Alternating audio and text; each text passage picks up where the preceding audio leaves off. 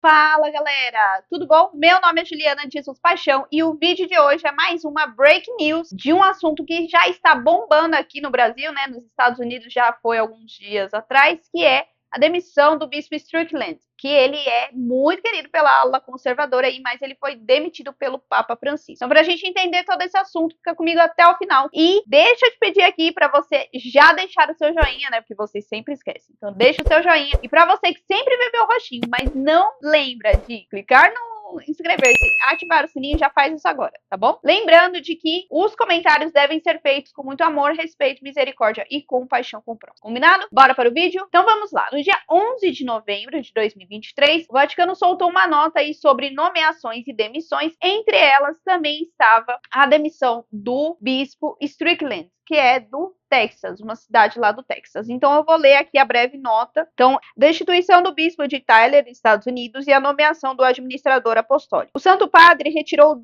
Dom Joseph Strickland da pastoral da Diocese de Tyler, Estados Unidos, e nomeou Dom José Vasquez de Austin como administrador apostólico da mesma diocese, tornando assim sede vaga. A Diocese de Tyler também emitiu uma nota comentando aí, né, que o bispo foi demitido, que agora eles vão precisar ainda mais de oração para que eles possam continuar com a missão segundo a vontade de Deus aí também, né? Além disso, o Vaticano também soltou uma notícia sobre essa questão do bispo, né?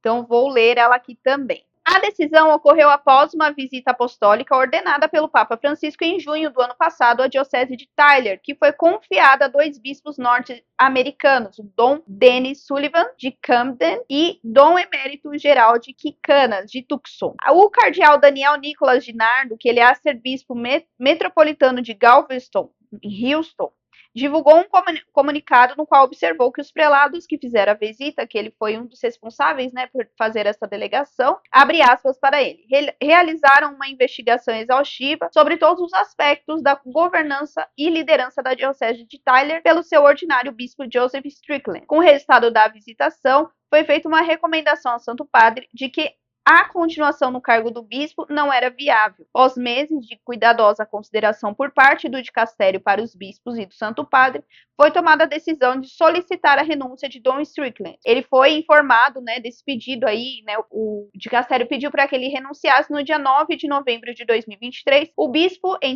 entretanto, recusou-se a renunciar ao cargo. Foi então que o Papa Francisco decidiu destituí-lo. Abre aspas aqui para o cardeal Dinardo. Enquanto se aguarda os arranjos mais permanentes para a Diocese de Tyler, o Santo Padre ao mesmo tempo nomeou Dom Joey Vasquez, bispo de Austin, como administrador apostólico da Diocese de Tyler. O cardeal Dinardo concluiu a sua declaração da seguinte forma: mantenhamos o bispo Strickland, o clero e os fiéis da Diocese de Tyler e o bispo Vasquez nas nossas orações. Essa informação também saiu no dia 11 de novembro, né? Então, após terem soltado aí a nota da demissão do bispo. Então, vamos aí nos inteirar primeiro o que acontece. O Joseph Strickland, ele é da Diocese de Tyler, dos Estados Unidos, do Texas. Ele é muito querido pela ala conservadora, porque ele sempre solta muitas informações, ele também participou de muitas marchas em questão contra o aborto. Também na época da pandemia, ele foi muito incisivo contra as vacinas. Então, lá nos Estados Unidos, esse assunto pegou muito forte, né? Então, ele também foi um que esteve à frente disso. Além disso, no seu Twitter, ele sempre soltou frases muito polêmicas e muito perigosas sobre a Igreja Católica, além de compartilhar vídeos de pessoas que atacam o Papa Francisco, que afirmam que ele é um antipapa, que ele é herético, que ele autoriza heresias, apoia padres heréticos, enfim, aquilo que a gente já conhece na internet, tá, gente? Só que ele disseminava essas informações, tanto na internet quanto também em alguns eventos. E um dos eventos que ele participou, que é um dos mais emblemáticos do que a gente acha nos conteúdos dos Estados Unidos, é um fórum que ele participou no final de outubro, enquanto, né, o mês aí que aconteceu o sínodo, ele participou de um fórum, e neste fórum ele leu uma carta de um amigo, não sabe-se quem, né, porque agora a moda é essa, né, a gente não falar de quem é que a gente tá falando. Então, na carta, a carta é extremamente ácida e muito perigosa, porque diz que o Papa Francisco, ele é muito herético, que ele é perigoso, que ele está sendo tomado por grandes forças, que ele é o antipapa. todas essas informações, essas fontes, eu vou deixar aqui no comentário fixado para que vocês possam assistir, tomem aí a sua opinião acerca desse assunto e para ficar mais claro. Por quê? Após essa nomeação, né, no dia 11 de novembro, o bispo se pronunciou, ele deu uma entrevista aí ao LifeSite, onde ele pediu para que nós orássemos pela igreja, pelo Papa Francisco. Então, o começo do discurso dele foi bem ameno. E quando nós vemos esse vídeo e o que aconteceu, a gente fica, mas como assim? O Papa Francisco tirou ele, se ele é um bom bispo, né? Por que ele tirou?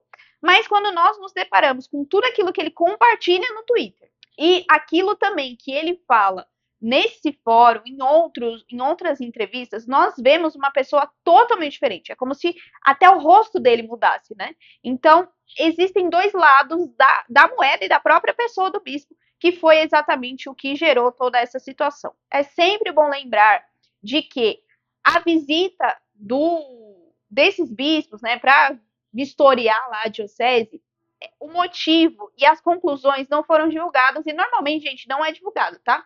Então pode ser que seja por conta das falas, pode, mas também existe a questão de liderança e também da questão de governança da diocese que o bispo Strickland cuidava. Então eles podem ter encontrado muitos problemas também nisso, tá bom? Então não é só em relação, só não, né? Porque as falas deles são muito perigosas. Mas também não tem só a questão das falas, tá bom? Mas, Ju, o que tem a ver? Eles estão cancelando ele porque ele tá falando, dando a opinião dele, tá discordando do Papa. Gente, uma coisa que nós temos que aprender. Não existe problema nenhum em você discordar do Papa atualmente, tá bom? Não tem problema. Desde que você mantenha o respeito, desde que essas suas falas não criem teorias que possam levar a igreja a um cisma. O que é um cisma? É simplesmente a quebra, a divisão, que foi quando, por exemplo, como muitas pessoas conhecem, do tempo da Reforma Protestante. E é uma coisa que nós devemos lembrar. Quando Lutero via muitas coisas erradas na igreja, ele tinha talvez uma boa intenção, boas razões, mas isso foi se deturpando ao longo do tempo, sabe Deus por quê? E o que aconteceu? A cisma. Normalmente o cisma na igreja acontece por isso. Você pode até ter uma boa intenção, um bom motivo, mas você vai por caminhos tortuosos e aí isso gera a divisão, porque aí o diabo ele samba na nossa cara, entendeu? Então, por isso, o Código do Direito Canônico, no número 754, diz sobre o cisma, né, que é um trecho até que ele fala o que é heresia, o que é apostasia e o que é o cisma. O cisma, abre aspas para o trecho do direito canônico, recusa a sujeição ao sumo pontífice ou da comunhão com os membros da igreja que lhe estão sujeitos. Então, quando a gente fala que o Papa Francisco é um antipapa, nós estamos errados. Por quê? Um antipapa, ele só é um antipapa quando ele é eleito de forma ilegítima. Porém, o Papa Francisco foi eleito de forma legítima porque o Papa Bento XVI renunciou de forma clara e muito corajosa, por sinal, naquela época. Então, a partir do momento, apesar de ser raro esse tipo de ação, é permitido dentro dos documentos, ele pode sim renunciar, e ele renunciou, gente. A partir deste momento, houve todo o processo do conclave. Existem algumas pessoas, pouquíssimas já apareceram aqui no canal, falando que existe uma teoria de que a gente não sabe o que acontece no conclave e que foi uma força maior, né? E o bispo até fala sobre forças maiores, poderosas, que colocaram o Papa Francisco para poder manipular a igreja. Mas, gente, isso não é verdade. Nós temos que tomar cuidado com teoria da conspiração. O conclave sempre aconteceu de forma secreta e foi eleito de forma legítima o Papa Francisco, tá? Além disso, todos os protocolos foram seguidos, não teve nenhum protocolo errado, e se tivesse, os cardeais que lá estariam não teriam permitido que o Papa Francisco fosse eleito, certo? Então, deixemos as nossas fantasias de lado em relação a isso, tá?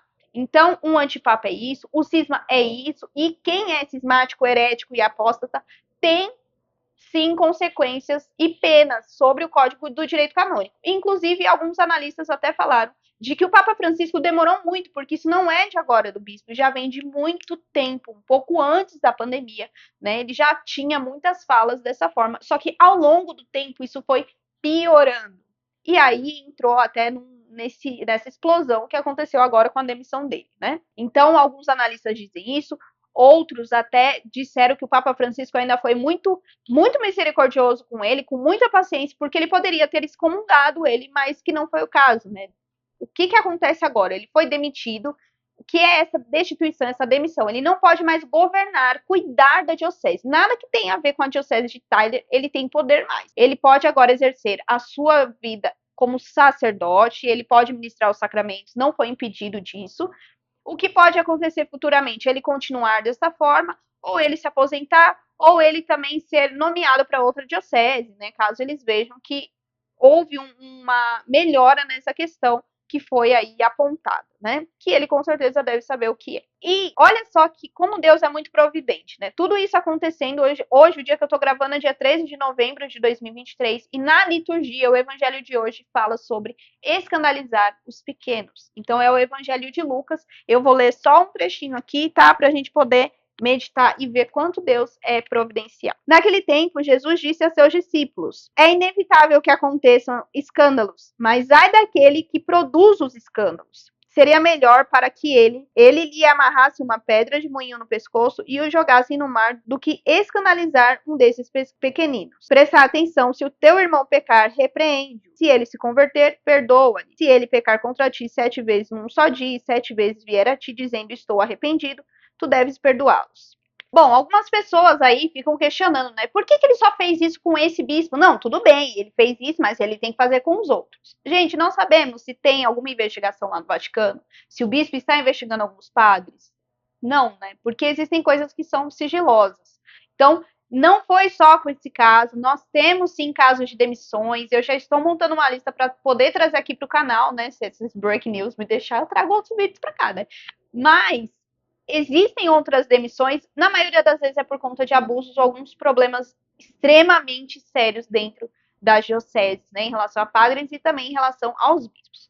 O que eu até comentei aí em uma das postagens da internet, né, que teve um debate aí, mas tal bispo fez não sei o que não deu comunhão na boca, proibiu. Você fez a denúncia nos órgãos cabíveis? Porque, por exemplo, nós sempre reclamamos que nós somos muito assaltados, que tem muito roubo na nossa cidade. Só que aí quando a gente vai lá na polícia, a polícia fala, então, mas não tem estatística. Porque não adianta você ser assaltado, conseguir a imagem e ficar compartilhando na internet, mas você simplesmente não vai até a polícia e não monta um boletim de ocorrência. É a mesma coisa na igreja. Não adianta você ver os problemas da sua diocese e não ir nas autoridades cabíveis. O que você pode fazer na sua paróquia? Se você vê que o seu padre está errando, você vai lá e conversa com ele. O que a palavra fala, né? Repreende, ensina, fala, mostra, fala 1, 2, 3 vezes, vai com testemunha. Se nada deu certo, você vai para o bispo e faz o mesmo processo. Se nada deu certo, vai no Vaticano, porque isso é possível. Ou ir no Vaticano, né, que é um pouco caro, mas você pode ir, ou você faz um e-mail, ou você faz uma carta. Porque essas cartas que o Papa responde para os bispos, por exemplo, ele pode e deve responder a gente também, principalmente nesses casos. Quantos casos do Brasil já foram parar no Vaticano? Eu conheço casos que já foram parar no Vaticano, inclusive já teve muitos padres que foram afastados. E só lembrando, gente, o que o direito do Código Canônico fala, né, de estarmos reconhecer o sumo pontífice, não quer dizer que ele é santo, mas também não quer dizer que você vai ser extremamente obediente. Olhemos para os santos que foram obedientes, mesmo diante de quando eles foram perseguidos, né? Então, oremos aí por toda essa situação, não é uma situação fácil, nos dói muito, oremos pelo bispo, né, para que tudo isso possa ser cuidado da melhor maneira e vivido da melhor maneira, pelo Papa Francisco também, que esse mês ele pediu para que nós orássemos por ele, e também por essa diocese que agora, né, está com a sede vaga. E aí, você soube sobre essa questão, essa notícia? O que você achou? O que você pensa? Enfim, pode comentar, mas deixa os seus comentários com uma forma muito respeitosa, tá bom? E lembrando que esse vídeo foi o pedido de um inscrito no canal, então você também pode deixar sugestões de temas aqui, eu vou tentar gravar, né, sei lá, break news, deixar, tá bom? Não esquece também de deixar o meu joinha, se inscrever no canal e ativar o sininho. Então é isso, até o próximo vídeo, tchau!